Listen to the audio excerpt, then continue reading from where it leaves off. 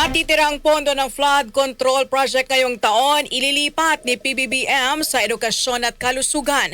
Ang kasama natin sa balitang yan, si Rajuman Chanel Salazar. RMN Live Report!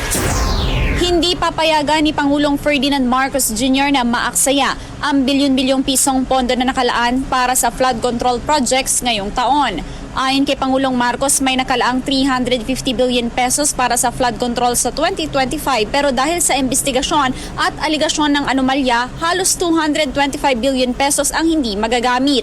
Kaya imbis na manatiling nakatenga ang pondo, sinabi ni Pangulong Marcos na ito'y ililipat sa edukasyon, kalusugan at iba pang kagawaran na mas nangangailangan. Samantala, sinabi naman ng Pangulo na mananatili ang 275 billion pesos na pondo ng mga foreign assisted projects para sa susunod na taon. There was a budget of 350 billion for 2025. Because of all of these allegations, investigations that are occurring, na-delay lahat yan. So hindi matatapos yung 350 billion in 2025. So we will use the continuing appropriation for next year. And yung savings, it's going to be about 225 billion. It's actually, ang flood control for next year is about 275 billion. But some of that is foreign assisted. So yun, hindi gagalawin yun.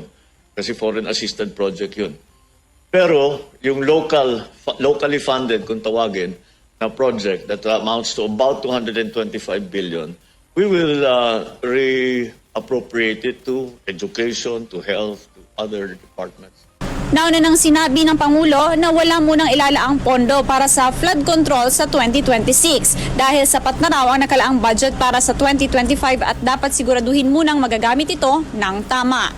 Kasama mo sa DZXL RMN Manila, Rajuman Chanel Salazar, Tatak RMN.